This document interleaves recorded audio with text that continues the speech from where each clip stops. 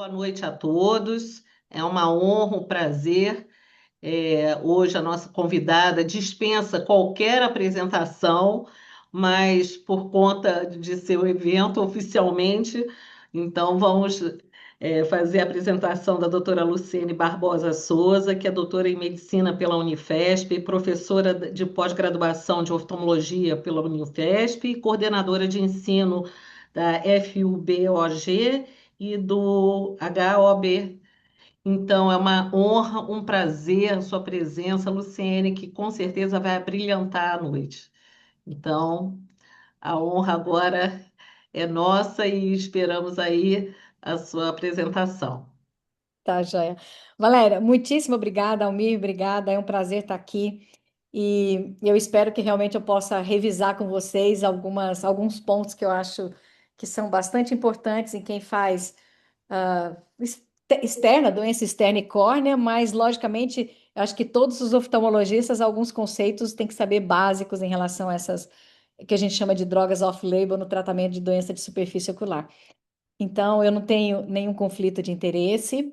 E quando a gente fala em doenças, em drogas off-label, né, e a gente para pensar dentro da oftalmologia, a gente fala, gente, grande parte dos colírios que a gente usa no dia a dia são colírios off-label, porque os colírios não foram feitos para oftalmologia. Ou a gente usa, manda manipular os colírios, ou a gente eventualmente manipula esses colírios.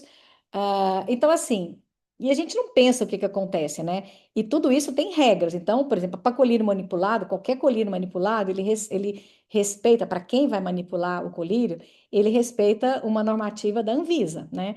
Então, você tem a normativa lá, RDC 67, 2007, que coloca todas as boas práticas para manipulação de colírios estéreis e tudo mais. E isso vai desde infraestrutura até o controle pós de esterilização, de esterilidade e tudo mais.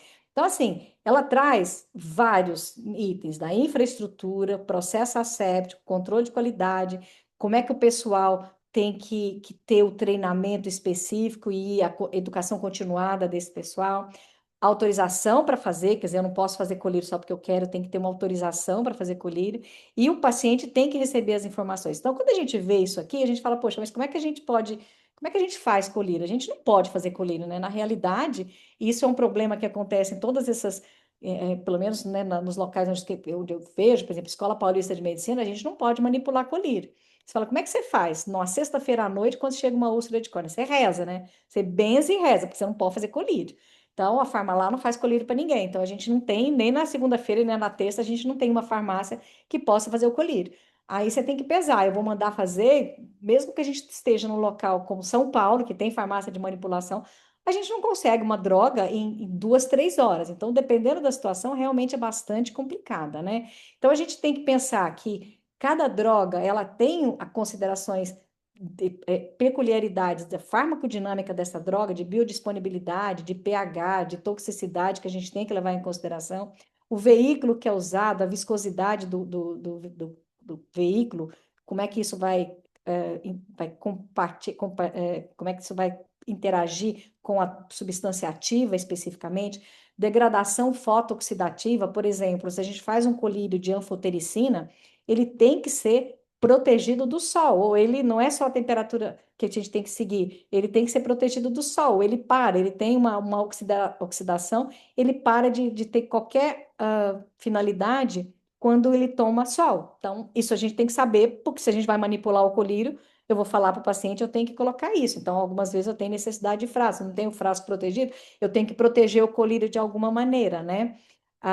E aí a gente tem a grande dúvida em relação à concentração, né? Se eu falo que eu quero uma concentração de 0,15%, essa concentração realmente é o que eu estou fazendo? Se eu estou fazendo isso de uma forma, vamos dizer, caseira, sem microbalança, sem nada disso? Então, esse é um ponto importante que a gente tem que considerar quando a gente manipula essas medicações.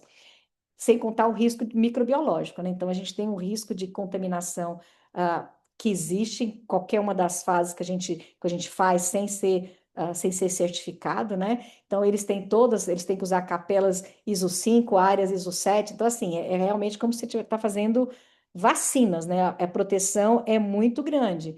E eu tenho que colocar a validade da medicação. A validade da medicação não é só da farmacologia da medicação, mas também pelo risco microbiológico. Então, eu tenho que encostar. Se eu vou fazer um colírio de antibiótico, eu tenho que falar para o paciente quanto tempo vai durar aquele colírio. Se eu vou prescrever, se eu vou fazer uma insulina, eu tenho que falar para o paciente quanto tempo vai durar aquela insulina, como ele vai conservar, porque existe todo esse risco que o paciente não sabe. Então, se eu vou fazer, eu tenho que falar para ele como é que tem que ser, né? Então, a gente tem que usar isso tudo. Vou prescrever um tacrolimus para o paciente, como é que eu vou fazer? Como é que esse tacrolimus vai ser mantido para o paciente? Uma ciclosporina, mesma coisa. Então, assim, a gente tem que estar em dia com esse conhecimento para poder passar para o paciente, né?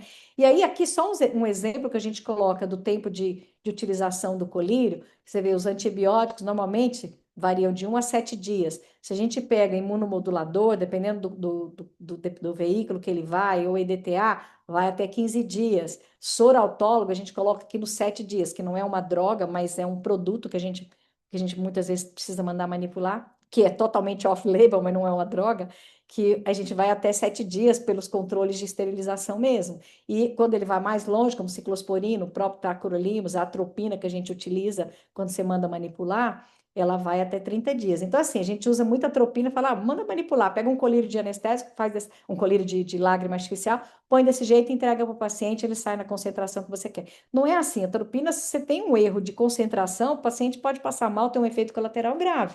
E aí sobra para a gente, né? Então, assim, principalmente quanto maior o risco da utilização da medicação do ponto de vista de concentração, maior o cuidado que a gente tem que ter de não utilizar essa medicação feita, manipulada por nós mesmos, né?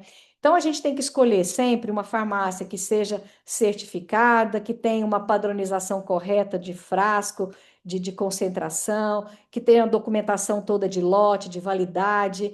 E, logicamente, além disso, a gente tem que monitorar a resposta, né? Que da mesma maneira que muitas vezes a gente escuta falar assim, a medicação genérica, ela não tem o mesmo efeito do medicamento original, né? Então, assim, é uma impressão que a gente tem, mas por que que acontece isso? Por que que o medicamento, a gente vê muito falar, a doxiciclina nos Estados Unidos é diferente da doxiciclina americana, mas como é que não pode ser diferente se é a mesma droga? Não deveria ser diferente, então alguma coisa está acontecendo, tem que ter a mesma ação, a mesma observação que eu tenho lá, eu tenho que ter aqui com a droga, né? Então, se está errado, alguma coisa está acontecendo. A mesma coisa no genérico. Se o genérico não está respondendo igual, a gente vai a alguns médicos e fala, não, você não compra o antibiótico genérico, você compra o original. Mas por quê? O genérico não é confiável? Ah, não, mas às vezes não responde. Mas, então, está errado? Então, isso tudo a gente tem que questionar e ver o que está acontecendo, né? Então, assim, basicamente, quando que eu não vou indicar, eu não devo indicar uma medicação manipulada, né? Se eu tenho uma formulação industrial e está validada, é melhor eu não tentar inventar moda e mandar manipular uma droga, né? Se o paciente ele vai fazer um uso crônico e eu não vou fazer reavaliação desse paciente, ou seja, eu vou usar, vou prescrever para o paciente um colírio de tacrolimus, ou uma pomada de tacrolimus, e esse paciente, eu só vou pedir para ele voltar aqui daqui a um ano. Não, não é o ideal, porque ele vai ter que, além de ter toxicidade associada, que pode ter a toxicidade associada e tudo mais, ele pode ter uma ação adversa, um efeito adverso que eu preciso ver. Então, se eu vou usar cronicamente um colírio manipulado, o ideal é eu ver esse paciente pelo menos a cada 3 meses, dependendo do tempo de duração do colírio, né? E por isso que muitas vezes as farmácias não aceitam receita depois de 30 dias ou depois de 3 meses daquele determinado medicamento, para tentar diminuir o risco de você ter um acúmulo de toxicidade e o paciente continuar usando durante um ano e ficar. Eu até estranho quando a farmácia fala assim, não, doutora, coloca o uso contínuo que aí a gente vende até um ano. Fala, meu Deus, isso é para procurar problema, porque realmente o risco de ter problema é maior, né? O paciente que não tem condição de entender o que você está falando também não é um paciente que você consiga, que você deva prescrever, quer dizer, se o paciente precisa, se o colírio tem que ficar na geladeira e o paciente chega no seu consultório com o colírio no bolso, esquece, esse não é um paciente, você tem que tentar mudar a medicação dele, tentar pegar uma formulação industrial, porque vai perder o efeito, não vai ter o que você consegue, né? E essa história, quer dizer, janela terapêutica com variação que inviabiliza muito fácil, não adianta você prescrever, porque a chance de dar errado é muito grande, né? Então, agora, quando eu vou começar a falar algumas coisinhas das medicações que a gente utiliza na superfície ocular, que são, drogas manipuladas e off-label, ou seja, elas não têm autorização na Anvisa para serem utilizadas como são utilizadas. Tacrolimus é a primeira delas. Eu falo que se tem uma droga que mudou o tratamento de doença externa ocular foi tacrolimus. Então, assim, mudou muito o nosso segmento de doenças que a gente tinha muito problema. Por exemplo, a alergia, né? Então, hoje, com tacrolimus ou tacrolimo, a gente tem outra maneira de tratar esses pacientes, mas ele é um colírio totalmente off-label. Se você for ler, ele não fala que tem que usar, que ele pode ser usado em doenças externas, apesar de ter vários trabalhos mostrando que ele pode ser usado, mas na Anvisa ele não está aprovado para usar no olho, né? Como colírio, como pomada, o que quer que seja. Então a gente tem várias formulações. Você tem a formulação que você manda manipular, que é o que a gente mais faz, né? Que ele pode ser feito em concentração de 0,03 a 0,1, ele pode ser feito na concentração, formulação de pomada, ou pode ser feito na formulação aquosa, a formulação de colírio. A formulação de colírio ainda pode ser na forma aquosa ou na forma oleosa. Então, quando eu manipulo, eu tenho essa liberdade. Eu posso escolher um aquoso, colírio, que é muito mais tolerável para o paciente, embaça menos a visão, pode arder um pouco menos, do que uma pomada, que ele coloca e vai embaçar a visão, é igual toda pomada. Vai ter um tempo de retenção maior, mas ele vai ficar embaçado, e se ele tem um efeito colateral que ele pode arder, ele vai ficar ardendo mais tempo, porque é uma pomada e vai ficar mais tempo. Então, isso a gente tem que conversar com o paciente e saber o que que ele prefere, o que que vai fazer com que ele tenha uma adesão maior ao tratamento, né? Então, é o ideal? É o ideal, porque eu sei que ele está lá, ele foi feito para oftalmologia, o conservante dele, o veículo dele, ele é um veículo adaptável, né? O tolerável, mais tolerado na superfície ocular, e a gente pode escolher. Agora, é a realidade? Não, muitas vezes eu não tenho condição de usar, o paciente não tem condição de mandar manipular, não tem farmácia de manipulação, demora, aquela coisa toda. Então, a gente tem as pomadas, né, que são usadas para pele, para dermatite atópica, né, alergias. Então, a gente tem Tarfic, a gente tem Protopic, que são as concentrações que a gente usa. Você fala, Luciane, dá para usar? Dá para usar. Então, se você vai olhar na bula dessas medicações, a própria bula já traz assim, cuidado para não entrar no olho. Então, o primeiro fator que a gente tem que conversar com o paciente é isso. E se ele ler a bula, não vai usar. Ele vai falar: essa médica é doida porque está me passando um remédio que na bula está falando para não passar no olho, para ter cuidado se entrar no olho. Então, você tem que falar com o paciente. Então, assim, a primeira dica é: não prescrevam pomada dermatológica para aquele paciente que é muito cri-cri, porque ele vai ler a bula, ele não vai entender, então a gente vai te dar tanto trabalho para você mostrar para ele que focinho de porco não é tomada, que às vezes é mais fácil falar assim: não, você vai gastar um pouquinho mais e vai usar o colírio manipulado ou a pomada manipulada, que vai ser igual, é igual, mas vai ser mais fácil para ele. Quando ele entende, depois que ele usou aí um ano, com dificuldade de mandar fazer, de chegar na cidade dele e tudo mais, aí ele acaba aceitando. Dá para usar? Dá para usar. A maior parte das medicações uh, microbiológicos, antibióticos, que são usados para a pele, né, corticosteroides, que são usados na pele, a gente consegue usar na superfície ocular. Elas são muito semelhantes, né? Então você pode usar na pele, você pode usar em mucosa, então eles não têm uma toxicidade tão grande assim. Logicamente, se eu não for usar toda hora, né? Não dá para usar o antibiótico de hora em hora.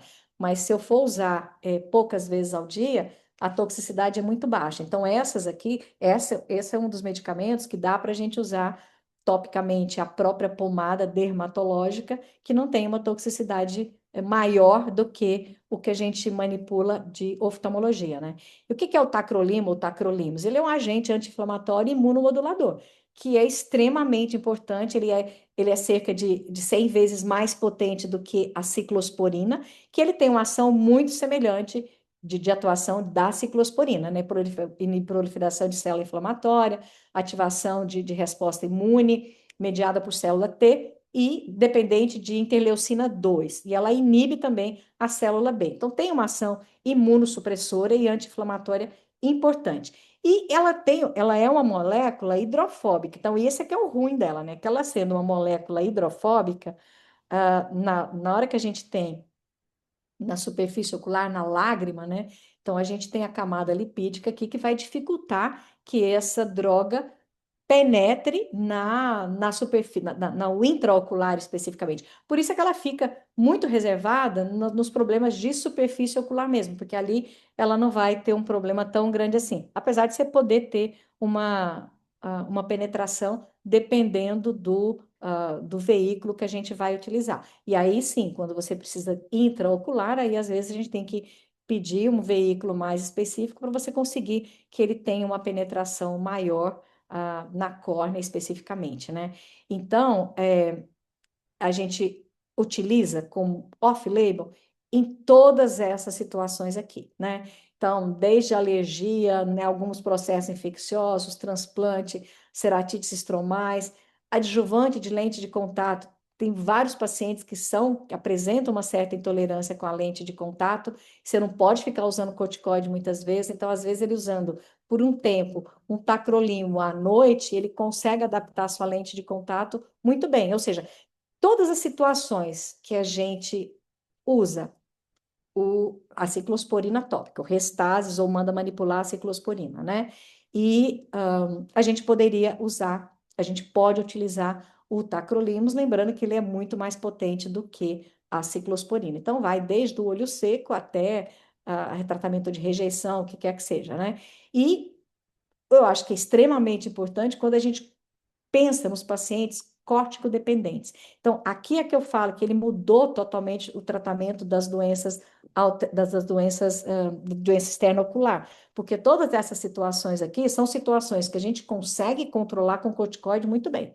Só que o corticoide tem todos os efeitos colaterais, né? Então, aqui é um punhado de referência que fala da utilização do tacrolimus tópico utilizado em todas essas situações que eu coloquei. Mas o corticoide tópico, ele é ótimo, mas ele tem um efeito colateral. Então, se eu não tivesse efeito colateral de corticoide tópico, estava ótimo, né? A gente usaria corticoide tópico em todo lugar, mas não é assim. Então, a gente acaba lançando mão de alguma droga que tenha uma ação semelhante ao do corticoide, mas que não tenha o efeito colateral do corticoide. Então, como é que a gente usa o tacrolimus especificamente, seja pomada, seja colírio, né? Então, normalmente a posologia dele ideal são 2 vezes ao dia, mas eu posso usar de 1 até 4 vezes ao dia.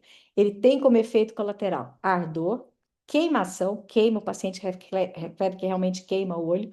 Tem alguns pacientes que fazem um processo alérgico cutâneo ao uso da medicação, apesar de ser uma medicação feita para alergia, pela composição dele, pelo veículo, às vezes o paciente pode fazer uma intolerância ao veículo, né? E existe uma pequena quantidade de pacientes que apresentam um rush cutâneo, especificamente quando eles estão utilizando bebida alcoólica. Então, tem paciente que chega e fala, doutor, eu bebo vinho, eu fico parecendo um panda, fica parecendo o rosto, é como se fosse uma rosácea, ele responde semelhante à rosácea.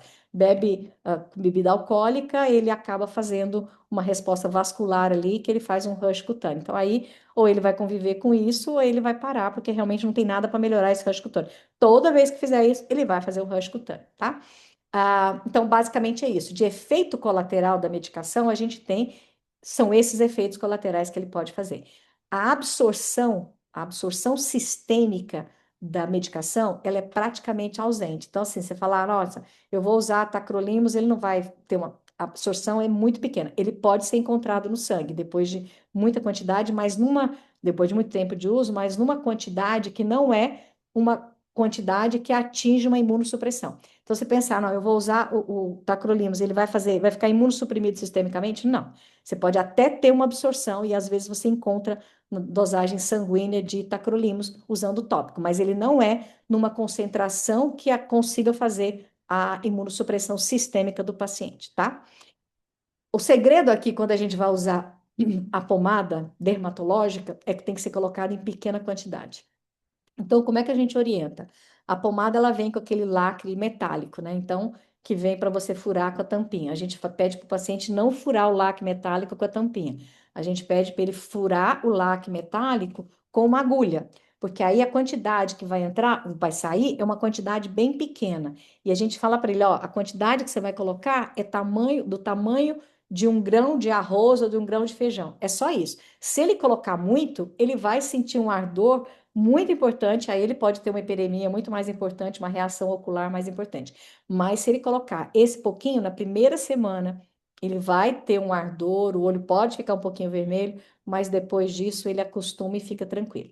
Normalmente, por esses efeitos colaterais, esse ardor e essa hiperemia que ele pode ter, a gente inicia junto com o corticosteroide. Então, quando eu estou usando como anti-inflamatório, eu inicio junto com corticosteroide leve de superfície, ou seja, uma flumetolona ou um loteprodinol, predinol durante uma, duas vezes ao dia, na primeira semana. Passou a primeira semana, que eu já tenho o efeito do tacrolimus adequado e já passou o efeito colateral dele de ardor e de vermelhidão, aí a gente para o corticoide e continua só com tacrolimus, né? Então, aqui vem o colírio aquoso, ele é mais tolerado do que a pomada, mas a pomada, realmente, como ela fica mais tempo no olho, ela pode iniciar a atividade mais rapidamente do que o colírio, né? E aí, dependendo da etiologia, que a gente vai ver aqui quanto tempo que eu vou usar, normalmente, depois que o paciente usou durante 2 a 3 meses, com exceção para transplante de córnea, a gente pode diminuir a posologia. Ou seja, se eu estou usando, por exemplo, para infiltrada adenoviral, e ele utilizou durante 3 meses, 4 meses, não teve nada, sumiu tudo, não tem mais nada. Então tá, ele está usando à noite só. A gente começa à noite ele acostumou, você passa para 2 vezes ao dia, que é a dose ideal, 2 vezes ao dia. Mas tem paciente que com uma vez ao dia só ele fica bem, você deixa uma vez ao dia. Mas se ele está com 2 vezes ao dia, depois de 3, 4 meses, ficou sem nada, não tem mais nada, eu posso diminuir para uma vez por dia. Fica mais uns 3, 4 meses usando uma vez por dia. Aí eu posso passar para dias alternados, ou seja, eu tento reduzir a droga de uma maneira que o paciente sabe que ele vai sentir que ele não vai ter nada. Tem paciente que fala, doutor, o máximo que eu consigo é uma vez a cada 2 dias. Uma vez a cada 2 dias, meu olho já começa a ficar rosado, já sei que ele vai ficar ruim, aí eu tenho que voltar de novo a dias alternados. Então, o paciente tem que entender também, porque ele vai te ajudar nessa posologia aqui a tentar diminuir a quantidade de colírio, né? Então, no olho seco, tratamento adequado do olho seco vai depender, logicamente, dos sinais, dos testes clínicos que a gente vai fazer, do diagnóstico. Ele vai depender da morbidade, ele vai influenciar. O tratamento vai influenciar morbidade ocular e sistêmica. Então, dentro do tratamento de olho seco, a gente tem a posição que a gente usa o Restasis, né, que é a ciclosporina. Restasis tem o comercial, então a gente acaba não mandando manipular e a gente usa o Restasis, a indústria, o pronto, o industrial, né? Então, quando a gente usa Restasis no olho seco, a gente usa no olho seco que tem um processo inflamatório e a gente começa a usar e ele vai ter um efeito maior em torno de 3 meses, que aqui continua a melhorar mais. O tacrolimus, ele diminui um pouco esse tempo. Então, com um mês, eu já tenho o paciente praticamente sem sintoma. E aí ele vai continuar esse tratamento continuamente associando com os outros tratamentos que a gente vai fazer de olho seco, com a lágrima artificial, com ômega 3, se for o caso, quer dizer, os outros tratando a disfunção de glândula de Meibomian, o que quer que seja que eu vá associar. Então, ele não vai tratar sozinho o olho seco, ele vai ser um adjuvante que ele vai entrar aqui no lugar, por exemplo, da ciclosporina. Ele não vai entrar no lugar do corticoide. Se ele tiver uma crise que eu vou ter que tirar com corticoide, eu vou ter que tirar com corticoide. O problema é que eu entrando com tacrolimus, ele vai ter muito menos crise do que quando eu estou com Restase, porque o Restase ele é mais tolerável, ele é mais gostoso no olho, mas ele tem uma ação muito menor. Então, dependendo da gravidade, a gente tem que partir diretamente para o tacrolimus. Dentro da alergia, o que que a gente faz na alergia, né?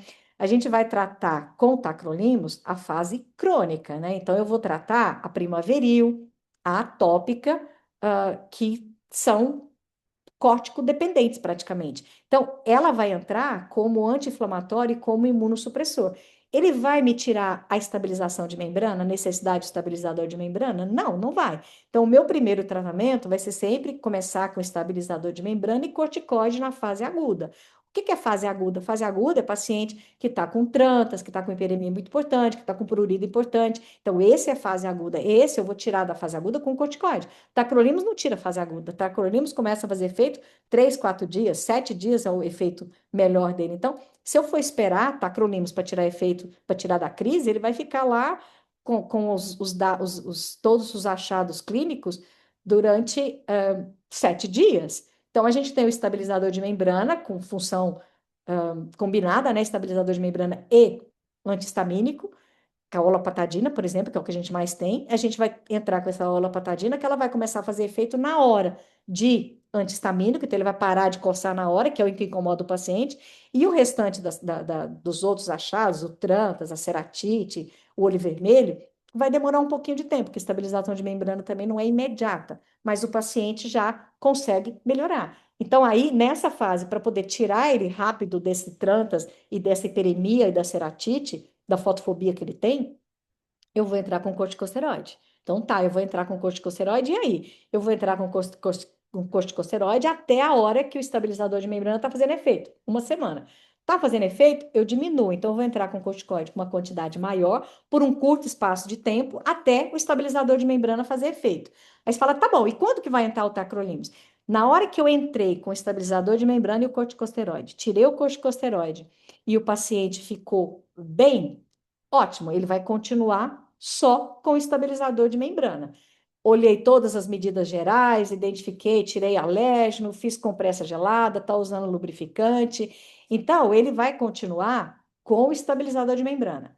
Começou a fazer agudização usando o estabilizador de membrana e com as outras medidas gerais feitas, aí é a hora da gente estar com tacrolimus. Então, se o paciente chega para mim e fala, doutora, eu fico super bem só com corticoide. Já tem um ano que eu estou desse jeito. Eu paro o corticoide, volta a minha alergia. Aí eu tenho que voltar o corticoide. Para o corticoide, volta. Então, ele é um paciente que está dependente do corticoide. Esse paciente dependente do corticoide, eu não vou nem esperar a próxima vez, ele já sai da minha consulta com o tacrolimus. Ele sai com estabilizador de membrana, não vou tirar o estabilizador de membrana, porque ele é importante, ele vai ajudar, ele tem a função separada, diferente, em áreas de ação diferente do tacrolimus. Então, ele vai sair com estabilizador de membrana, ele vai sair com tacrolimus. Se ele tem atividade, ele vai sair com corticoide de superfície. Por uma semana. Aí depois ele vai tirar o corticoide e vai ficar com tacrolimus. Como é que ele vai começar? Ele vai começar uma vez à noite até acostumar. São crianças. Crianças, a maioria das vezes, né? Se é primaveril, é criança. Atópica, não. Mas criança é primaveril. A criança vai reclamar porque o colírio, a pomada vai arder. Então você tem que falar, ó, vai arder, deixa ele deitou, esperou ele dormir, põe a pomada, porque aí ele não vai acordar, né? Não vai reclamar de colocar. Senão você coloca sabendo que vai dormir, fecha o olho e vai dormir para ele ter uma tolerância. Então começou a usar a pomada, ele acostumou, tira o corticoide, ele vai ficar com estabilizador de membrana e tacrolimus. Essa vai ser a farmacoterapia tópica que ele vai usar constantemente. Ah, mas por quanto tempo isso? Por quanto tempo ele tiver alergia. Se você conseguir estabelecer qual que é a época que ele fica pior, a gente acaba fazendo isso. Ou seja, chegou a primavera, ele fica pior na primavera, então você começa na primavera. Fora da primavera, você deixa só o estabilizador de membrana, ou às vezes nem deixa nada, deixa só o lubrificante. E a mãe acaba sabendo o que, que é. Agora, o paciente é atópico. Direto ele tem crise. Quantas crises você tem por mês? Ah, doutora, toda semana eu tenho uma crise. Então, esse paciente precisa ficar com o tacrolimus e o estabilizador de membrana constantemente.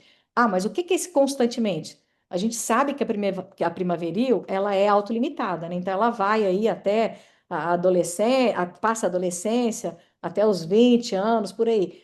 Depois para, se ele for atópico, aí volta com atópico. Então, o atópico vai ser pro resto da vida. O primaveril até acabar a fase das crises, né? Que com a fase hormonal, com o desenvolvimento hormonal, ele acaba parando, ela é autolimitada. Então, mas é nesse período que ele vai usar. Ah, mas não vai descansar? Ele até pode descansar, mas aí é que eu falo que o paciente tem que entender. O paciente crônico, ele tem que entender. O que ele não pode é parar o tacrolimus e quando tiver crise, de acordo com a cabeça dele, ele vai e usa o corticosteroide. Porque aí é o problema. Aí é o problema do glaucoma, aí é o problema da catarata, aí é o problema de cicatrização. Então, assim, é melhor ele usar o tacrolimus, que não tem um efeito colateral, do que ficar usando corticosteroide. E ele segura. O paciente não segurar com estabilizador de membrana e tacrolimus é, uma vez por dia, o paciente tem que ter uma alergia muito grande, alguma coisa falhou aqui nessas medidas gerais, ele não está usando a medicação. Então, você usa, como é que você usa? Normalmente, caso grave, eu começo com 0,1, nem começo com 0,03, eu começo com 0,1 e fica 0,1. Lá na frente ele melhorou, aí eu posso diminuir a concentração dele. Quantas vezes por dia? Começo com uma vez por dia para o paciente acostumar. Depois, é um quadro importante? 2 vezes ao dia. Fica com 2 vezes ao dia e o estabilizador de membrana à noite, junto com o primeiro, depois o último vai ser o tacrolimus. Se eu consigo depois deixar uma vez por dia, eu deixo o estabilizador de membrana de manhã e o tacrolimus à noite para não confundir a cabeça do paciente. Então, é dessa maneira que a gente faz. Ah, quanto tempo? Vai lá. Depois de 3 meses, 4 meses, não teve nada de crise, diminui a medicação. De repente, põe dias alternados e aí você vai sentindo e vai vendo o que o paciente precisa, né? No transplante de córnea, especificamente, é aquilo que eu falei para vocês. Aqui, não é todo mundo que usa, mas já tem trabalhos bastante robustos mostrando que ele pode ajudar tanto no paciente com alto risco, ou seja, pacientes que têm múltiplos transplantes, neovascularização, cineca anterior, glaucoma. Então, esses pacientes, eles se beneficiam muito com o tacrolimus. Paciente de baixo risco, ele pode se beneficiar. Eu posso diminuir a frequência, né, o risco de rejeição no primeiro ano do paciente, que vai ser baixo, mas aí você tem que ver se realmente vale a pena, se o paciente vai usar. Normalmente, se ele fez uma rejeição, baixo risco de rejeição, fez uma rejeição e ele saiu da rejeição com o tratamento da rejeição, ou seja, você fez o tratamento com corticoide, alta dosagem, ele melhorou, esse paciente ele vai ser mantido com o tacrolimus agora, independente de ter rejeição ou não, para prevenir novas rejeições. E esse aqui são 2 vezes ao dia, 0,1%, tá? Então, aqui só lembrando os sinais da rejeição, diagnostiquei, não é tacrolimus que vai tratar, ele não trata a rejeição, ele previne rejeição. Então, você vai tratar com corticosteroide. O paciente melhorou, visão ficou boa, voltou, não perdeu a córnea, aí é a hora de você entrar com o tacrolimus no paciente que nunca teve rejeição, nada. Pacientes de alto risco, aí você já, no pós-operatório, epitelizou, a gente já entra com o tacrolimus como uma medida a mais, além do corticoide, para tentar diminuir o risco da rejeição. Ah, mas é igual à imunossupressão sistêmica? Não, não é igual. A imunossupressão sistêmica é muito mais eficaz do que a imunossupressão tópica. Então, se o paciente não pode usar a sistêmica ou tal, a gente tenta a tópica até ver o que vai acontecer, né? Então, é isso. Eu vou usar na prevenção, nos casos de alto risco sempre, e naqueles casos onde o paciente é córtico sensível, glaucoma, alguma coisa assim, então aí eu posso usar o tacrolimus como anti-inflamatório, né? O paciente que teve a rejeição e se recuperou, e aí quanto que eu vou usar? 2 vezes é o mínimo, podendo chegar até 4 vezes ao dia. E de novo, indefinido, né? Não dá para saber. Imunossupressão é para o resto da vida, ele vai usar para o resto da vida para tentar fugir de uma imunossupressão sistêmica, vamos dizer assim, né? Esse aqui eu acho que também faz uma diferença enorme no nosso dia a dia, são os infiltrados subepiteliais pós-adenoviral. Então, assim, não tem nada pior que um paciente com adenoviral que não tinha, que era emétrope, chega com você depois de um ano, cheio de fibrose, que não melhora a visão, você tem que falar, putz, agora você tem que usar lente de contato rígido, então você vai para cirurgia, o que quer que seja. Então, isso é uma coisa muito desgastante para o paciente, né? E muitos pacientes chegam daquela maneira, ele chegou, usou o corticoide, ficou bem, tira o corticoide, passa 2 semanas, começa de novo, fotofobia, com glare, aí você entra com corticoide de novo. Então, assim, acaba sendo dependente, desenvolve glaucoma, desenvolve catarata. Então, esse realmente é um paciente que a gente tem que intervir bem precocemente, né? Então, o que a gente tem de infiltrado é isso, é uma resposta imunológica, né, do paciente. Então, é uma resposta imunológica à partícula viral. Então, aqui vai desde o início do tratamento, quer dizer, eu não posso entrar com corticoide no primeiro dia de tratamento, porque eu vou aumentar a quantidade de vírus. Se eu aumento a quantidade de vírus, eu tenho mais chance de ficar com partícula viral na córnea. Se eu ficar com mais partícula viral na córnea, eu tenho mais chance do paciente do sistema imunológico reconhecer aquela partícula viral e começar a fazer reação autoimune, atividade autoimune, àquela partícula viral que está ali ou que ela modifica a célula epitelial. Então, assim, aqui é o segredo, não colocar corticoide aqui, e que quando começa a gente acaba colocando corticoide para diminuir a resposta imunológica do paciente, né? Então, aqui, o que ele vai entrar, aonde que o tacrolimus entra? Naquele paciente, na fase aguda, de novo, começou tudo, você vai entrar com corticosteroide. Ótimo. Melhorou, ficou muito bem, a gente tenta tirar a corticosteroide devagar. E tem que ser devagar, uma gotinha por semana e vai vendo. Começou a tirar o corticosteroide, o paciente recorreu, ou seja, voltou de novo com infiltrado, com fotofobia e alteração visual, nem adianta ficar aumentando o corticoide de novo. Você vai colocar o corticoide de novo para entrar com tacrolimus. Então, já entra com tacrolimus. Ou seja, primeira recorrência da retirada de corticoide já é igual entrar com tacrolimus. Ah, mas eu não posso entrar com ciclosporina?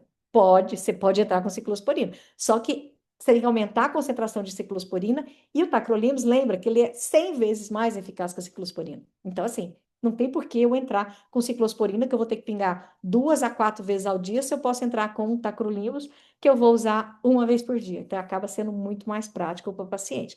Então, é o mesmo esquema. Entra com um pouquinho de corticoide, põe o tacrolimus na primeira semana, depois sumiu, melhorou a fotofobia, tudo, aí tira o corticoide e deixa só o tacrolimus. Quanto tempo?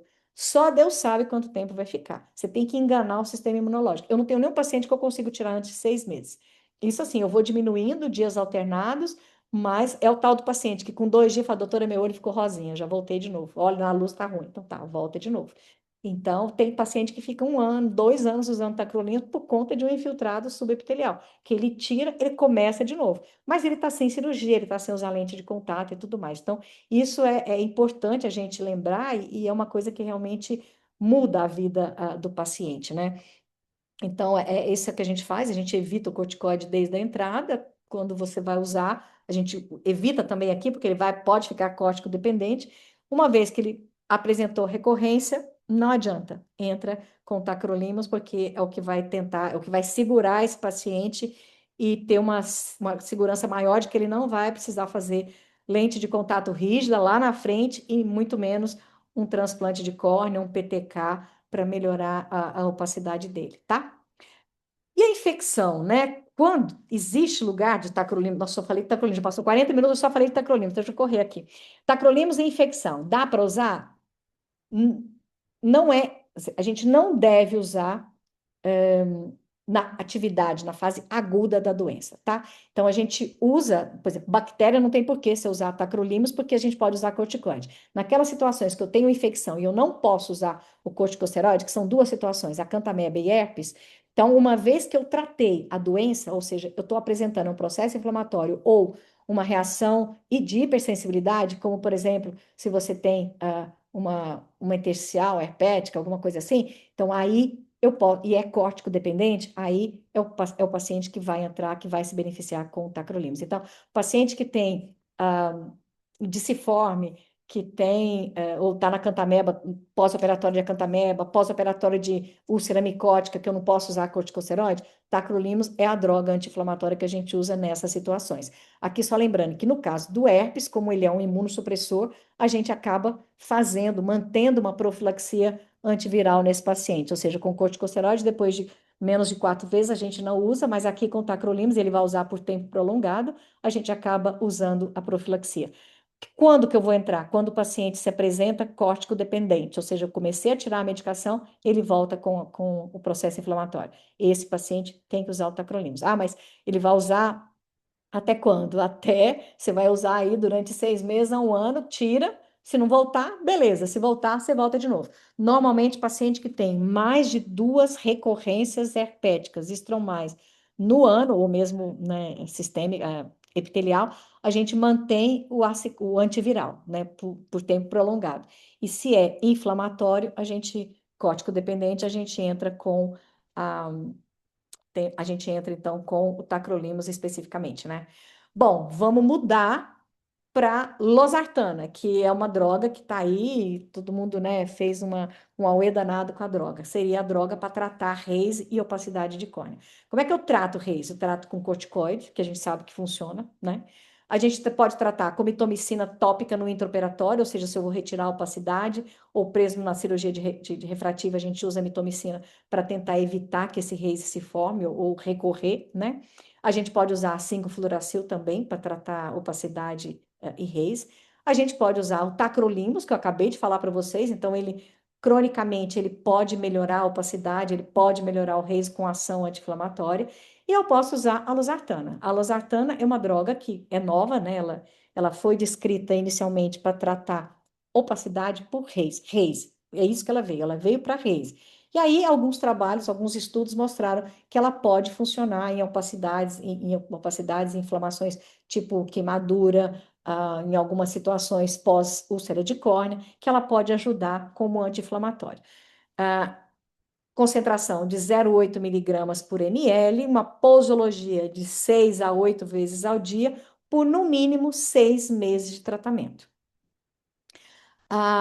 Então, esse aqui é um paciente nosso lá da escola, 57 anos, uma mancha branca no último ano, tinha feito um RK há muitos anos atrás, a acuidade visual 0,406, a pressão normal, o restante normal. Então, isso aqui é o que ele tinha, tá? Então, ele tinha uma cicatrização, uma opacidade maior, com neovascularização, com depósito, bem na RK que ele tinha aqui, que parecia ser o depósito, uma degeneração lipídica, né? E que a gente interrogou se isso era pós-herpes, se ele teve um herpes aqui para poder piorar essa situação. Então, foi iniciada a medicação 6 vezes ao dia nos primeiros 60 dias do paciente. E aí, esse foi o quadro do paciente. Ele realmente deu uma melhorada. Aí você vai falar assim, Luciane, mas foi a losartana? Não sei, isso aqui foi recente, pode ter sido a losartana, pode ter sido a evolução normal dele, mas o fato é que ele teve essa melhora. Esse aqui é um outro paciente, pré-tratamento de herpes simples, e aqui pós-tratamento, né, com losartana, só losartana, sem corticosteroide. E ele teve uma melhora, realmente ele teve uma melhora. Isso aqui é a regra? Não é a regra, mas ele teve uma melhora. Então, a losartana ela vai influenciar aqui, ela vai alterar essa transdiferenciação de fibroblasto em miofibroblasto, levando então um remodelamento, melhorando o remodelamento corneano, né? Então, ela foi descrita para RK no Reis e também na redução de fibrose por trauma, cirurgias e essas doenças, como eu coloquei para vocês, né? Aqui foi em queimadura ocular, então teve uma resposta também boa em queimadura ocular. Tudo isso em experimental, em cirurgia experimental. Então a gente não tem a gente não tem uma evidência científica disso aqui importante sem ser no experimental, só com o Reis, que aí realmente a gente tem a parte, o estudo já, alguns casos descritos, mas também sem evidência científica, né? Isso aqui foi a primeira. Por que ele está virando isso? A primeira avaliação que saiu do estudo clínico, né? Que experiência clínica em cirurgia refrativa especificamente, né? E aqui eu só quero lembrar para vocês que existe uma toxicidade da losartana em defeito epitelial, tá? Então, a losartana a 0,8 miligramas, 0,8 miligramas por ml, não dá para a gente utilizar se o paciente tiver defeito epitelial, porque ela realmente tem uma toxicidade importante. Então, se o paciente, você quer usar e o paciente tem uma defeito epitelial, uma alteração epitelial, a gente começa numa concentração menor para poder, até que o epitélio se feche, e depois você continua a, essa a concentração, a volta para a concentração normal, né? Então, a grande dúvida da losartana é isso, a gente não sabe se funciona, qual que é a posologia ideal, ela é feita com 6 vezes por 6 meses, a gente não sabe se antes, se funcionar, se não para, a gente não tem essa resposta ainda. Se a concentração realmente tem que ser 0,8, ou se a gente pode usar uma concentração menor, principalmente nesses pacientes que têm alteração epitelial, e qual é o tipo de opacidade de córnea que vai funcionar. E falta muito estudo randomizado, né? Porque a gente sabe que a própria evolução, ela pode evoluir com uma transparência melhor. Se eu entrar com corticosteroide, ele pode melhorar. Será que a losartana é melhor que o corticosteroide? Será que a losartana é melhor do que o tacrolimus? A gente não sabe, não tem essas respostas ainda. Então, a gente realmente deixa a losartana para o Reise lá, e tirando isso, a gente ainda pensa 2 vezes antes de usar. Ainda tem o custo que não é barato, né? Então, aqui é o custo que a gente tem da losartana, ela tem que ser mandada manipular e, logicamente, é totalmente off-label, porque não tem nada, né? E mesmo para a gente não sabe se é a droga ideal para a gente utilizar, né? Aí outra droga que também é off-label é a insulina. Então, a gente tem a insulina. Aonde que a gente usa a insulina?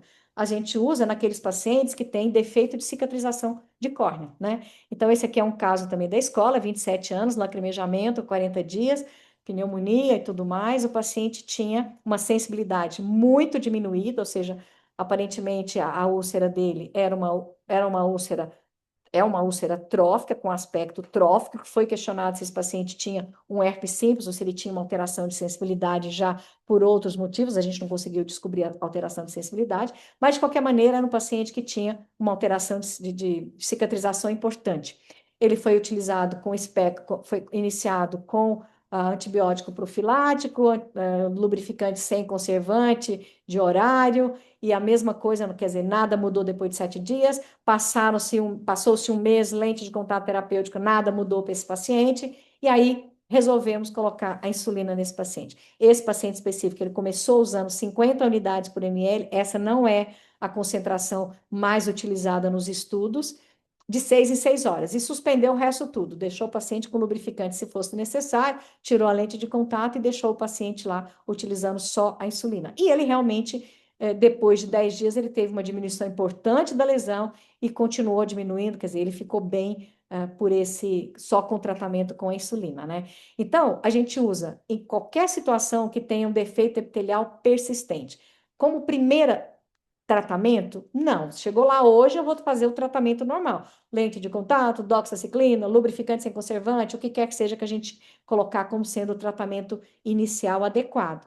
Não melhorou? A insulina é uma arma bastante, que pode ser bastante importante. Então, olho seco, neurotrófica, ceratopatia diabética, aqueles pacientes que têm uma ceratite ponteada difusa, que não consegue melhorar porque tem uma alteração de sensibilidade importante. Então, mesmo você usando o lubrificante, ele não vai melhorar. Esse é um paciente que a insulina pode ajudar bastante, porque ele tem uma atuação, a gente tem receptores de insulina na córnea, então ele tem uma atuação direta na parte neuronal, nesses casos neurotróficos, para melhorar um pouco a cicatrização corneana. Então, realmente é uma droga que mostra-se bastante eficaz, vários trabalhos mostrando, mas nenhum clinical trial grande, randomizado, a gente não tem isso, mas os resultados aqui, eu tenho resultados um pouco mais sólidos, mais contundentes do que com a losartana, né? Então, a gente coloca resultados promissores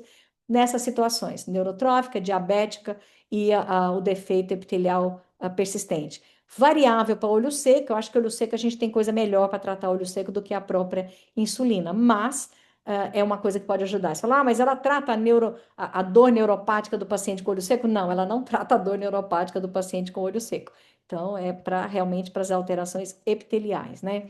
Qual que são as grandes dúvidas? Qual a concentração que eu vou usar da insulina? Concentração, ela pode ir de 1 unidade por ml, que é a mais utilizada, é a insulina NPH, 1 unidade por ml, até 80 unidades por ml.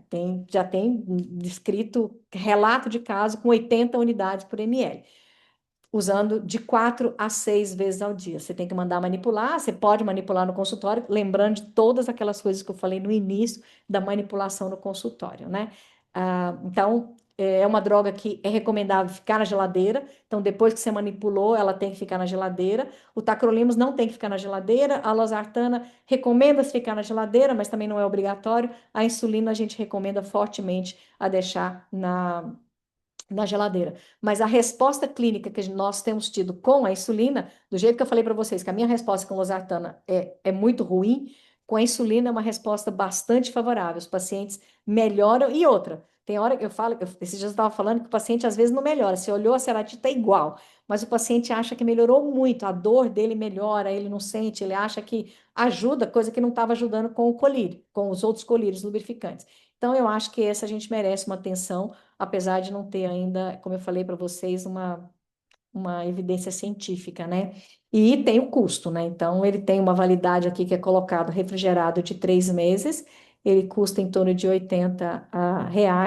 Isso aqui é o que é mais utilizado, vem com 5 ml. Então, a gente pode fazer mais concentrado, mas o que a gente acha em farmácia normal, que já está lá de pronta entrega, na farmácia de manipulação, é de 1 a 25 unidades. Normalmente é 1 unidade ou 25 unidades. Aí você pode 50, você vai pedir especificamente, tá? Acetilcisteína é outra medicação off-label que já foi mais usada, hoje a gente não usa tanto, mas ela é uma medicação que a gente tem que lembrar. Acetilcisteína a gente vai usar quando o paciente tem ah, uma formação de muco recorrente, principalmente nos pacientes com olho seco severo. Então, o paciente faz o filamento Você tira o filamento, o paciente forma de novo o filamento. Você tira o filamento e forma de novo. Então, a acetilcisteína, a gente pode manipular, que é o fluimucil, né? Ele é um mucolítico, um agente mucolítico. Então, a gente pode prescrever para o paciente na concentração normalmente a gente usa 10% de concentração, então ele fica na metade do que vem na ampola. A gente faz 10%, que é o mais usado, você vai usar 4 vezes ao dia e também tem que ficar na geladeira. Quanto tempo ele vai usar? Enquanto ele tiver formando o filamento. A formação do filamento é por uma alteração na membrana basal, então você tem que tratar o básico. Então você tem que deixar ali, tratar o olho seco, o que está causando essa alteração na membrana basal. Então a acetilcisteína, ela vai impedir que o muco deposite e que forme novamente o filamento. Mas eu tenho que cicatrizar aquilo ali, porque só ela não vai resolver o muco, ela vai tirar tudo, mas se eu não tratar a base, não vai ter acetilcisteína que vai resolver. Então, eu tenho que tratar a base, a acetilcisteína é um adjuvante para tentar diminuir a formação de muco, né? O Liftgraft, ele não é, a gente não tem disponível no Brasil, então ele é também uma medicação off-label, que ela vem muito semelhante à ciclosporina. A gente não tem, mas a gente pode mandar manipular, tá? O Liftgraft, nos Estados Unidos é o Xiidra. Ele é muito semelhante à ciclosporina, uma ação um pouquinho diferente com a imunossupressão, mas a mesma posologia. O Liftgraft a gente vai colocar 5%, mandar manipular 2 vezes ao dia para olho seco um pouco mais olho seco leve, onde a gente entra com a ciclosporina. Talvez o paciente não tolera bem a ciclosporina, a gente pode usar o Liftgraft, que ele tem um mecanismo de ação um pouquinho diferente, então ele pode ter uma resposta clínica um pouquinho melhor do que o Restase. Mas, de novo, ele não vai ser melhor do que o tacrolimus, que a gente tem aqui, muito mais barata do que o Liftgraft, né? E aí, por último, a gente tem aqui as drogas antimitóticas, né? Então, a gente tem mitomicina, interferon e o 5-fluoracil. O interferon eu nem vou falar porque não existe mais no mundo, né? A gente não tem mais interferon para mandar manipular para fazer colírio. Então sobra a mitomicina e sobra o 5-fluoracil.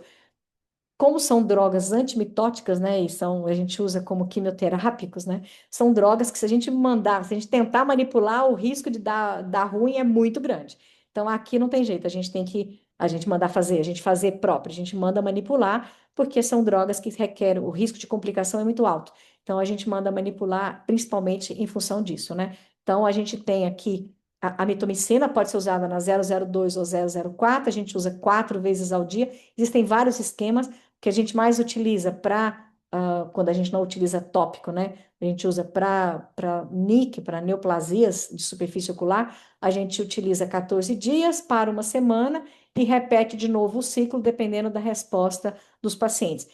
Normalmente ela é usada como quimioterápico para fazer uma quimiorredução da lesão, para depois você fazer um tratamento cirúrgico. Mas ele pode ser usado sozinho? Ele pode ser usado sozinho, mas ele não é o tratamento padrão ouro das neoplasias intraepiteliais. O tratamento ouro acaba sendo a ressecção com no touch e tudo mais. Ele é utilizado mais para fazer a quimiorredução e muitas vezes como coadjuvante quando você tem uma lâmina, né, uma peça que mostra margens comprometidas. Então, uma opção que a gente tem é usar um agente antimitótico para completar esse tratamento, né? O efeito colateral da mitomicina é extremamente importante, então, se o paciente tem uma alteração de superfície ocular, mitomicina não é a droga que deve ser utilizada, e aí a gente tem 5-fluoracil nessa situação. 5-fluoracil é muito menos tóxico do que a mitomicina, também é usado em ciclos, mas ele é muito mais suave na superfície ocular. A gente usa na concentração de 0,25 ou de 0,5%, a maioria é de 0,25%. Também usa 4 vezes ao dia, com o mesmo esquema de ciclos, né? 14 dias para uma semana, volta 14 dias. Como a ciclofluoracil ele é muito tranquilo para a superfície ocular, tem alguns protocolos que usam 5-fluoracil por 30 dias e depois repete se for o caso. Então, essas são as que a gente usa.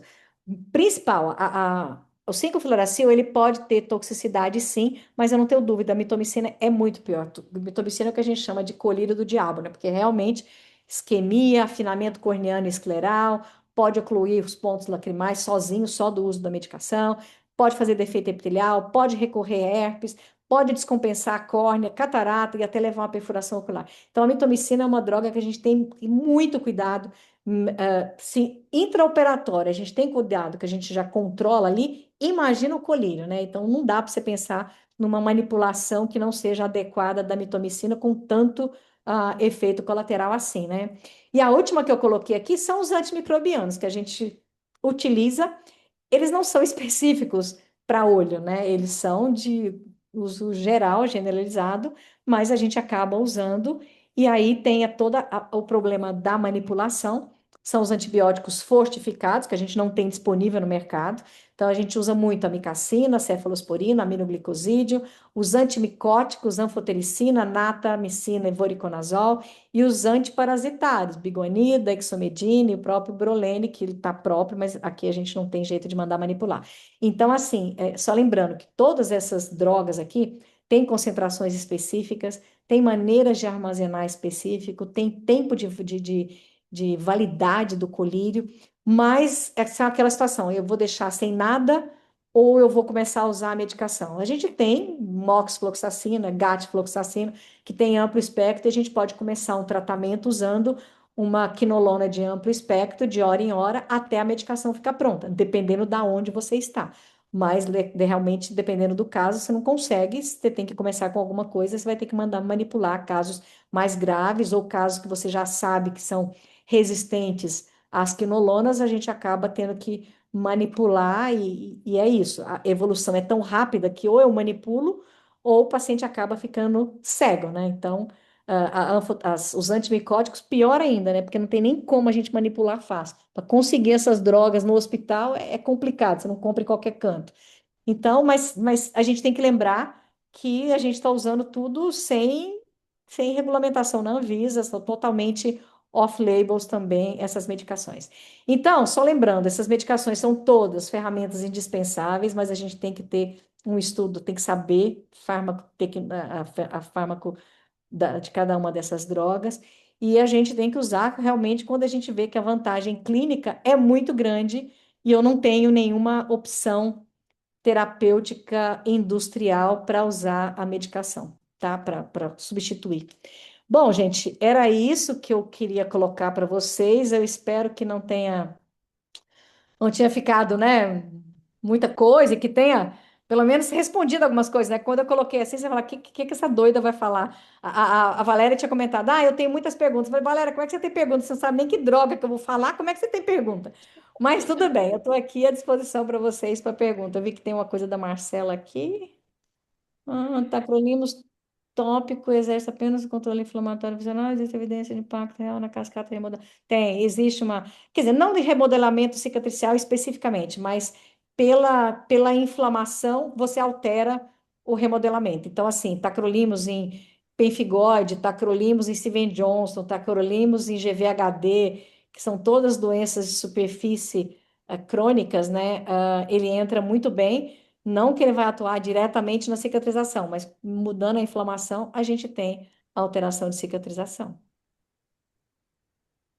Bom, eu acho que pelo que você apresentou, dá para entender por que que eu estou na primeira fila da doutora Lu todas as vezes que eu tenho oportunidade, porque realmente é incrível o teu domínio, a tua capacidade de passar uma informação tão ampla e a gente fica aqui só tentando absorver tanta informação.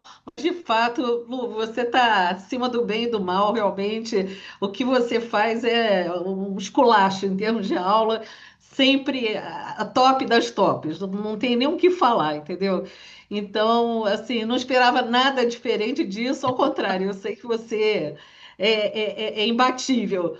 E eu acho que quem não tinha oportunidade de ter visto ainda o que você tem de domínio, agora deve ter ficado boquiaberto, enfim.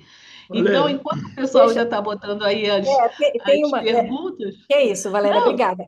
Patrícia, você está não. me perguntando do piterígio. O piterígio antes, não tem nenhum trabalho mostrando, né? A gente acaba não usando o piterígio, nossa, não usa ele antes. Vocês lembram que em algumas horas eu falei, tacrolimus a gente evita usar em paciente com defeito epitelial, porque tem uma toxicidade, né? E a gente não sabe tão bem a toxicidade. Então, assim, esse é um trabalho que eu cato meus fellows lá para ver se eles fazem, eles não fazem de jeito nenhum, é difícil. Hoje em dia tá difícil você conseguir fellow para fazer trabalho, né?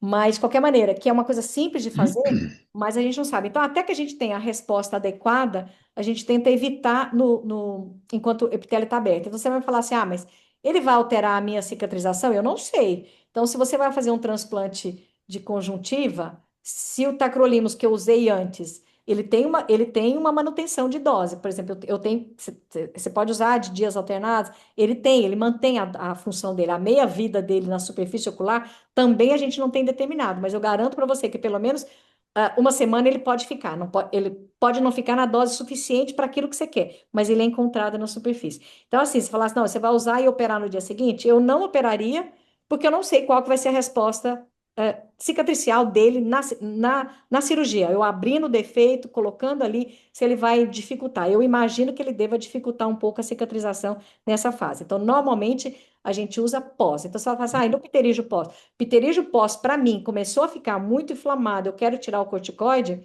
ele vai ficar com tacrolimus, eu não tenho dúvida, tá? Eu entro com tacrolimus. Uma coisa que eu não comentei também, disfunção de glândula de Meibomian crônica. Paciente crônico tá lá, sempre você tem que colocar corticoide na pálpebra porque fica ruim e tá. Tacrolimus funciona super bem, porque ela tem uma ação anti-inflamatória. Então, ele passa a pomada mesmo dermatológica na pálpebra dele, ele melhora muito. Logicamente, se ele tem infecção, você vai tratar a infecção e tudo mais, mas ele melhora muito esses pacientes. Então, na sua resposta aqui, especificamente do pterígio, era isso. Desculpa, vai lá, Almir, eu coloquei aqui. Luciano, eu queria te fazer duas perguntas. Eu tenho pacientes que eu uso, pacientes idosos, tem aquele muco. Eu uso cronicamente a acetilcisteína já há muitos anos. E eu vi você falar agora que não tem problema nenhum, pode ficar até no uso crônico, né? Pode. É assim, o colírio não é um colírio que a gente usa tanto, Almir, porque hoje a gente tem tanta opção para tratar olho seco que é muito difícil a gente colocar. E outra, ele tem um cheiro de ovo podre que o paciente reclama. Eu não sei se os pacientes, mas meus pacientes Ah, reclamam muito. Quando eu passo colírio de acetilcisteína, eu falo, doutora, mas não tem um colírio que tem um cheiro melhorzinho, não, porque ele realmente incomoda, entendeu? mas Então, eu assim, digo assim, ah, Luciano, para aqueles casos que tem muita secreção mucosa mesmo, entendeu? não, então, se a gente trata, né, é o que eu te falo. Por que É. que ele está fazendo tanta secreção mucosa? Se ele está fazendo muita secreção mucosa, ele está fazendo um processo inflamatório importante. Então, antes de tentar a acetilcisteína, eu tentaria o tacrolimus. Porque, por exemplo, no pemphigoide, dessas doenças que formam muco, muito muco. Então, a inflamação diminui o processo, diminui a formação do muco. Então, se eu estou diminuindo a formação de muco e ele ainda está formando muco, está errado. Então, aí não teria por que usar acetilcisteína. Cetilcisteína a gente usa mais quando você tem um filamento especificamente, entendeu? Mas só para o muco a gente usa um anti-inflamatório que evita a formação, né? Então é mais nesse sentido que eu falo que a gente não tem tanto paciente assim usando acetilcisteína. Mas ele não tem efeito colateral nenhum, você pode deixar usando, não tem problema nenhum. Tá. Deixa eu te fazer outra pergunta. Assim, nos seus anos de atividade, você já teve algum paciente, não importa a causa, mas que tenha ficado com foco inflamatório, que você não consegue tirar a cortisona, o colírio de cortisona? Se você pode espaçar, diluir, mas já aconteceu isso com você? Sim, sim, várias vezes. E por isso é que eu falo para você que hoje a doença externa ocular, a córnea, é outra depois do tacrolimus. Porque esses são os pacientes para usar tacrolimus, entendeu? Você determinou que o paciente é córtico dependente, esse paciente precisa sair do corticoide e entrar com tacrolimus. Qual que é a exceção?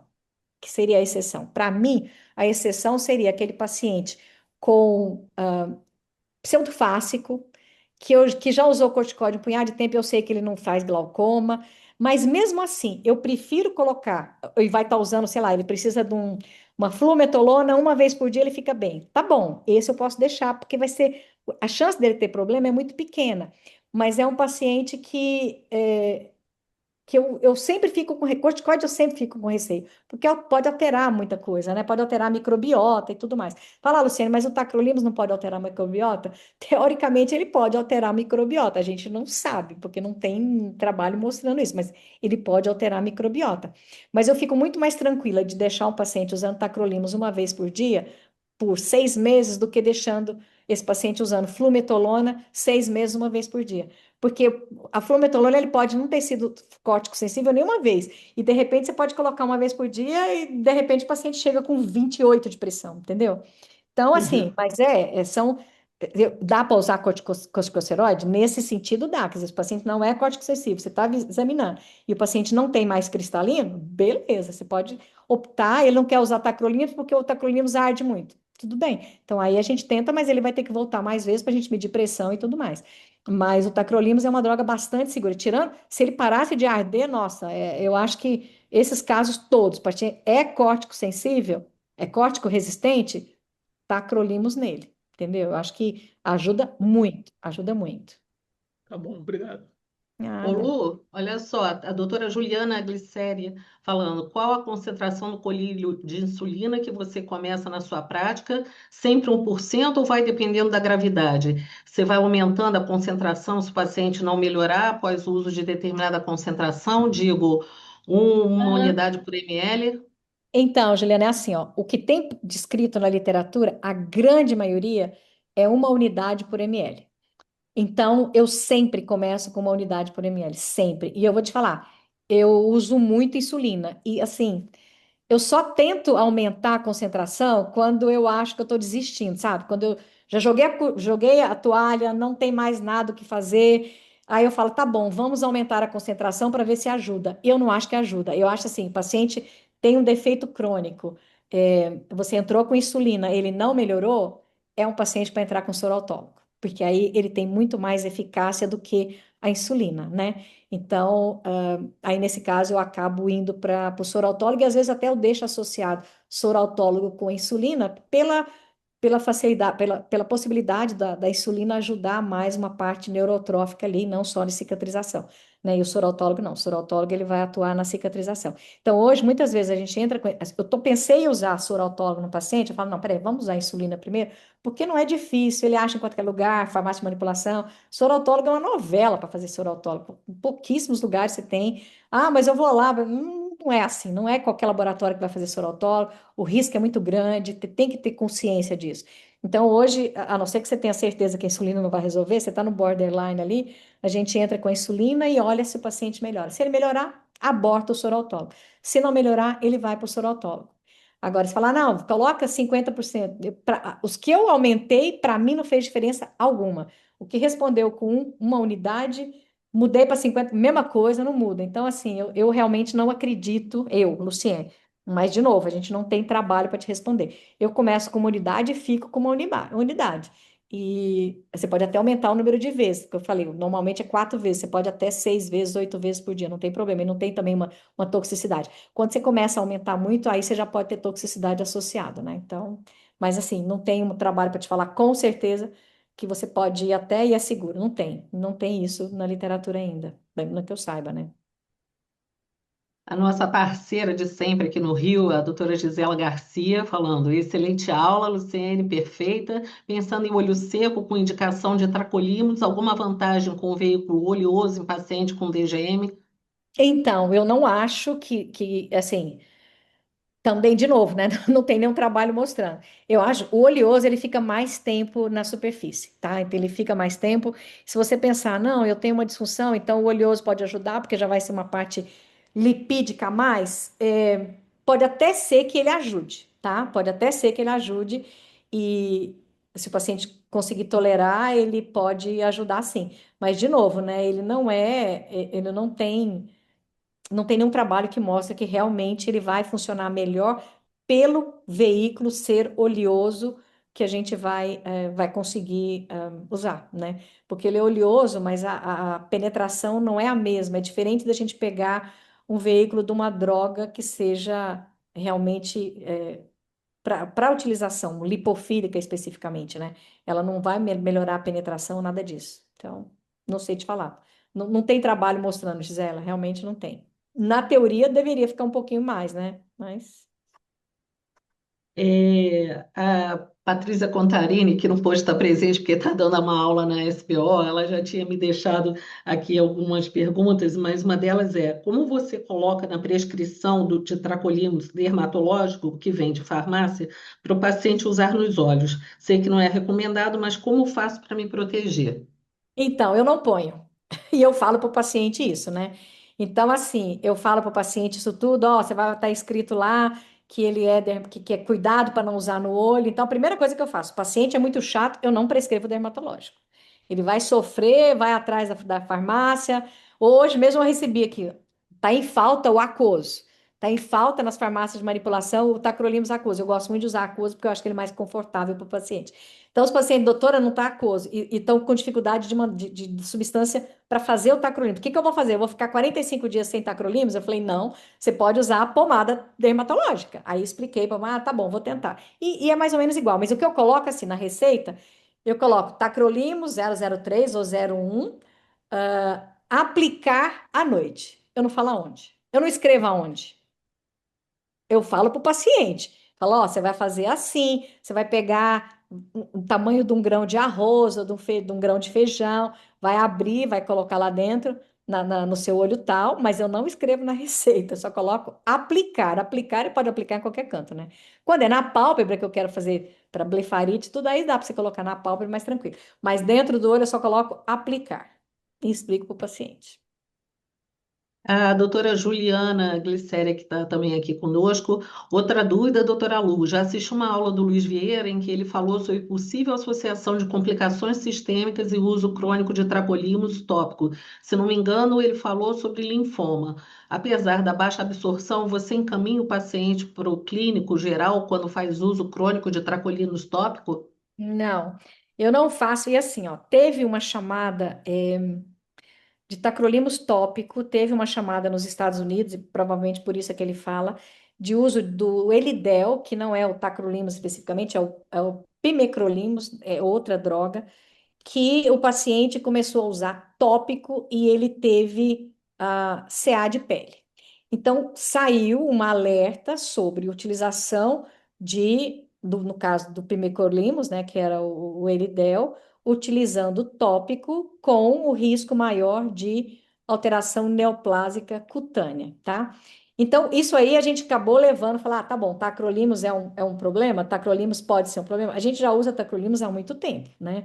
E não teve, assim, aumento, não posso falar que não, eu já tive pacientes que tiveram neoplasia intraepitelial usando tacrolimus, mas eu não posso falar se aquilo foi só. Eu tenho tanto paciente usando tacrolimus que um o teve, eu não posso falar que foi por conta disso que ele teve, né? Então não dá, não tem uma associação.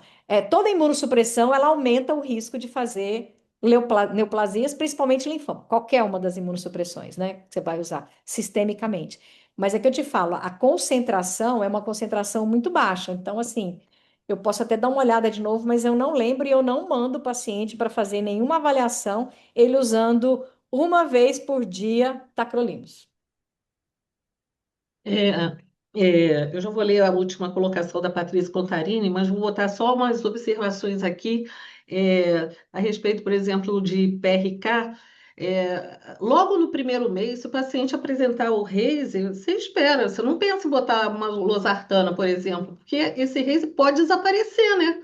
No Ele segundo pode mês. desaparecer. Ele pode desaparecer. Eu acho que depende muito da qualidade de visão do paciente. Mas se tem uma coisa, quer dizer, eu não tento a losartana de cara, eu tento corticoide de cara, porque o corticoide eu sei como é que ele vai responder, né? Se ele não responder o autocorticoide, aí eu acho que no PRK, como já tem, né, os trabalhos foram feitos com PRK, e já teve, aí eu acho que talvez a losartana seja uma maneira, principalmente até, pode até ser que não funcione, que eu vou deixar com corticoide com losartana, não sei se eu deixaria sozinho com losartana. Se o paciente não é córtico sensível, provavelmente eu vou deixar pelo menos uns 3 meses com corticoide. E aí depois mantém mais os outros 3 meses com losartana. Porque assim, o paciente vai ver, né? Ele vai ver que tem uma opção, e ele vai falar, mas como você não entrou com essa opção para mim? Porque tem, e esse é específico para PRK. Então eu acho que no PRK, eu acho que vale a pena você tentar, sabe? Porque realmente ele veio para isso, né? Mas para as outras O coisas, problema maior, né, Lu, é aquele paciente que volta 5 meses com Reis. Ele vinha bem, depois ele apareceu com Reis. Quer dizer, esse Reis também. tardio Tá. é que está ligado ao defeito epitelial persistente. Então, se o paciente não reptiliza até 7 semanas, você tem que Aí a já coisa vai, ficar, vai ter problema. Ele vai vai ter ter problema. problema, né?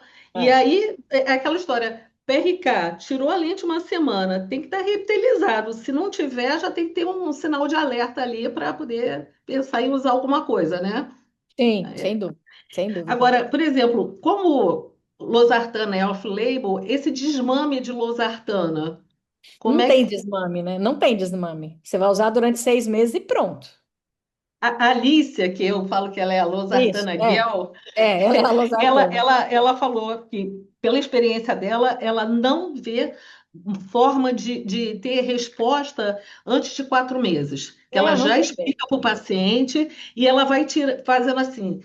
6 vezes, depois ela tira a cada mês aí de 6 passa para 4, de 4 passa para 2, de 2 passa para uma, e ela Então, vai mas diminuindo a cada mês, mas ela falou que ela até espera 3 vezes para rever o paciente, porque ela sabe que antes disso não vai ter Então, resposta. mas assim, isso eu acho, né? Não, não conversei com a Alicia sobre isso. A Alicia sabe que eu não acredito na losartana, não acredito. É que eu falo, eu acho que. E assim, hoje é tão difícil você ter reis com PRK usando mitomicina que assim, e fazendo tudo direitinho, que é difícil, né? Faz um tempão que eu não vejo reis assim que eu falo, nossa, tô preocupada com isso. E as outras indicações, eu acho que a gente tem droga melhor, então não tem por que eu lançar mão de losartana. Eu falo isso sempre para ela, eu falo, enquanto você não me mostrar um estudo randomizado que isso realmente funciona comparativo com corticoide ou com tacrolimus, eu não vou acreditar na losartana. E realmente, na minha prática, ela não funciona. Eu acho que ela começa mais assim, começa a desmamar porque o paciente não aguenta. O paciente não aguenta usar a losartana. Ela arde. Colírio arde, não é um colírio fácil de usar, entendeu? Então o paciente liga e fala assim: olha, eu não estou vendo melhora. Preciso continuar usando? Eu falo, meu Deus do céu. Aí você começa a diminuir para não dizer que não vai, entendeu? Eu realmente eu não faço desmame. Se o paciente quer usar, ele vai usar o que está escrito na literatura. 6 meses usando 6 vezes ao dia. É isso. É o que está na literatura. A literatura não manda a gente desmamar. Começou a desmamar é que já está inventando moda, né? Então, eu acho. Até a Alice comentou na aula dela, quando ela deu aula para a gente em 2024, o doutor Mário Mota tinha perguntado para ela se a losartana atuava em opacidade antiga ou se só nas mais novas. E ela disse que atuava assim nas antigas, que ela tinha até um caso de um paciente que tinha 10, 12 anos de PRK e que estava vendo que estava funcionando ali. Enfim, o uso da losartana. É aquela história, não tem nada melhor para fazer enquanto está esperando um transplante, pode ser A vários, gente sabe, aí então, a gente usa sabe, nessa então, tentativa, né? a gente sabe que o Reis, ele pode desaparecer depois de anos, né? Anos, ficou igualzinho, de repente o paciente. Então, assim, é que eu falo, eu acho que precisa evidência científica, sabe? No laboratório ele foi, ele ajudou, ele mostrou, mas a gente precisa reproduzir isso com estudo de qualidade, com estudo randomizado, comparar, randomizou, funcionou? Tá bom, a gente não tem paciente para isso mais, na prática, para poder randomizar e fazer uma força estatística grande, né? Não tem paciente, não vou fazer semitomicina só para induzir reis e usar losartana. Então, assim. É complicado. É uma Tem droga que eu algum, acho que ainda tem muita coisa pela frente. já tem algum estudo comparando corticoide com o uso de losartana? Porque Não, até 2024 só era trabalho em coelho, não é isso? não tem. Por isso que eu te falo, a gente não tem evidência e não tem nenhum estudo randomizado. Tem um estudo agora na escola que o Mauro Campos está conduzindo, que é exatamente isso. Ele está tentando fazer, que eu não sei ao certo, esses dias a gente estava conversando, ele falou, não, o nosso estudo vai te responder isso. Eu falei, então tá, então vamos esperar. Mas eu não sei a metodologia dele, mas ele está comparando losartana com corticosteroide, mas é em paciente com refrativa, se eu não me engano. Então, assim, eu não sei o que ele, não sei se está olhando com focal, é alguma outra coisa para tentar ver, mas eu não sei te falar com certeza. Mas deve. Isso é o que a gente está precisando, entendeu? A gente precisa de estudo randomizado. Uma vez que você fez estudo randomizado com o normal, com o controle, faz um estudo comparativo com o corticoide, com os outros, para a gente ver realmente o que que é. E precisa da evolução normal, porque a evolução normal, ela também, o paciente some, ele volta sem nada. Então, eu acho que precisa realmente mais estudo, sabe? Você já teve alguma experiência, ou já viu losartana em uso em infiltrado? Eu Um já vi paciente que tem relatos, assim, infiltrado? alguém falando, usei, mas é que eu te falo, para que que eu vou inventar moda se eu tenho um tacrolimo que é ótimo? Tem por que eu ficar Entendi. tentando? Vou tentar. Não, tacrolimo eu sei que ele funciona. Tá lá, funciona. Então eu vou usar tacrolimus e não vou usar losartana, entendeu? Arder, Isso aí. losartana você tem que usar 6 vezes ao dia. Tacrolimus você usa uma vez só por dia.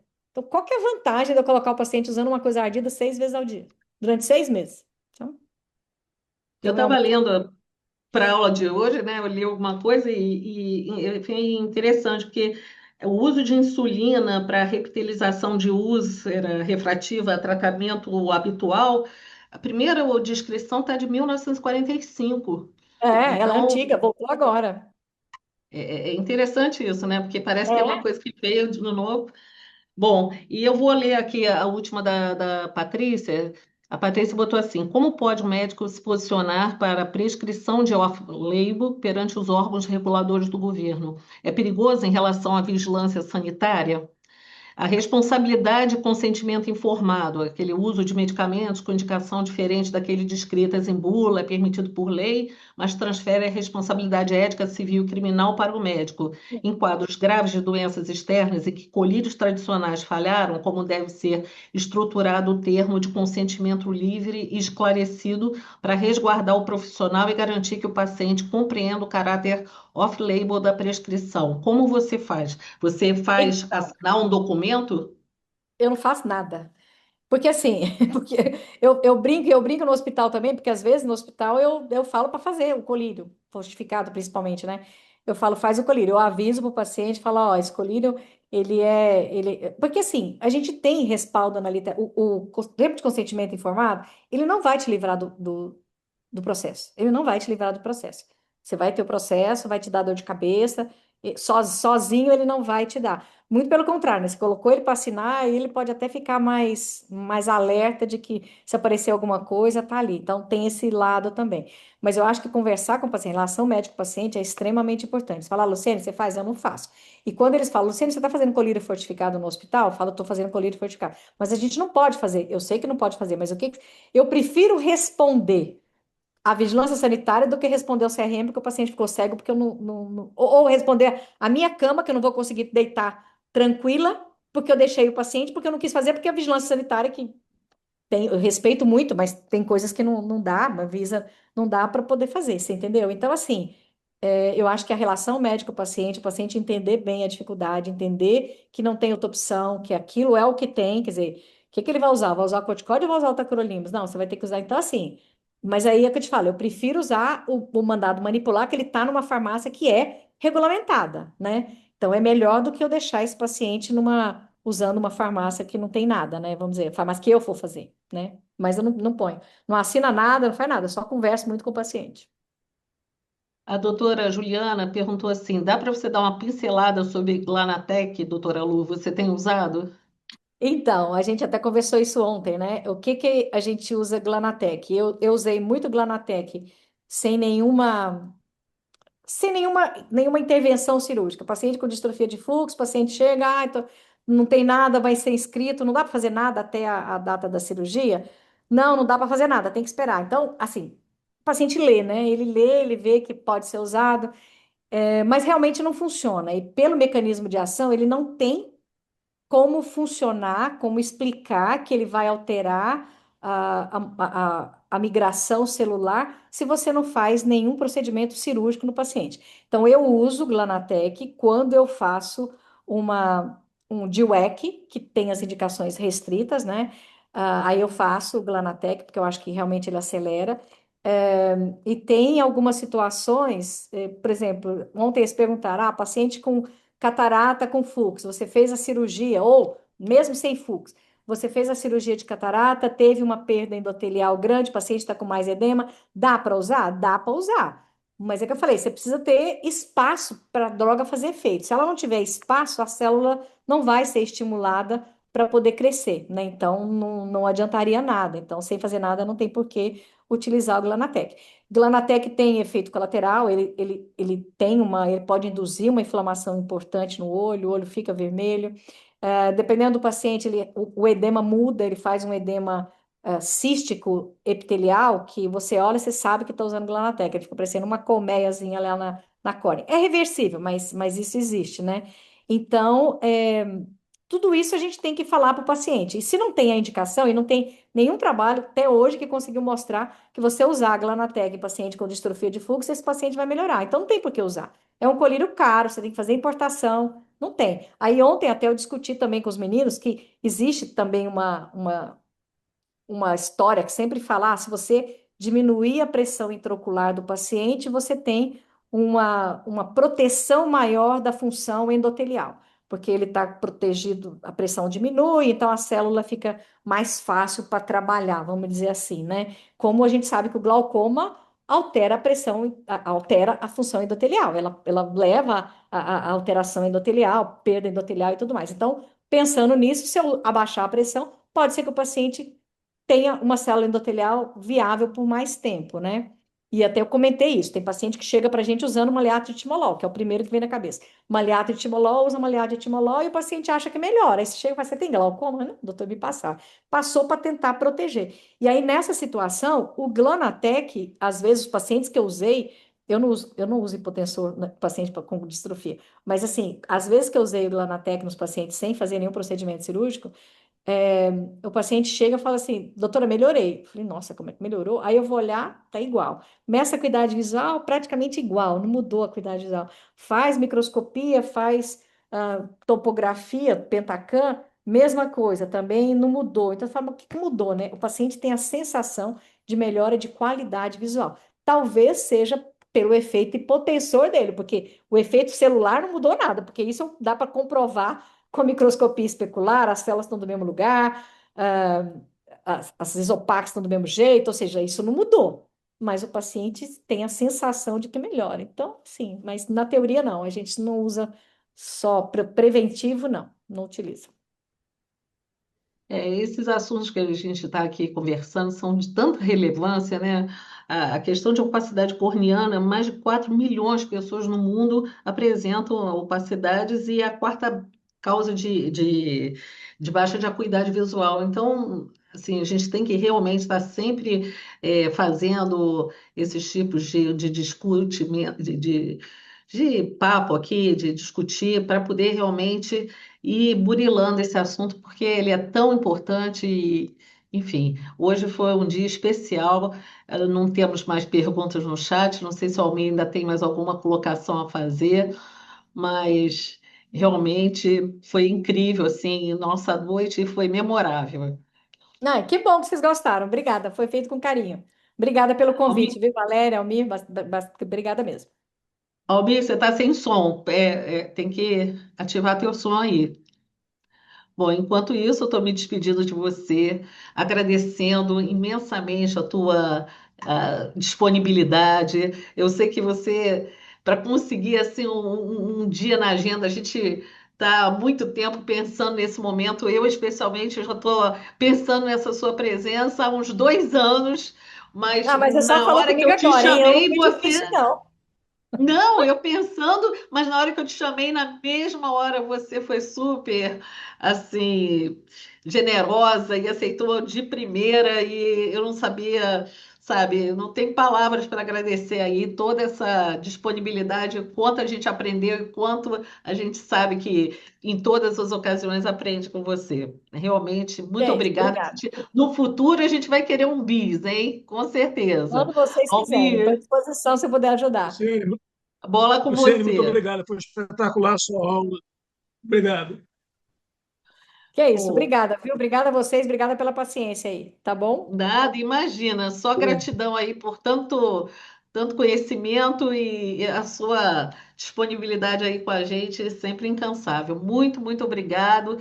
E já Obrigada. começamos com o pé direito e o sarrafo ficou lá em Que cima bom. para conseguir agora manter o nível para o resto do ano, depois dessa sua aula aí, dessa sua sessão de hoje. Muito, Tá muito ótimo. obrigada. Obrigada, Tem que gente. agradecer Obrigada. a presença de todos, a participação aí dos colegas que estão até agora conosco.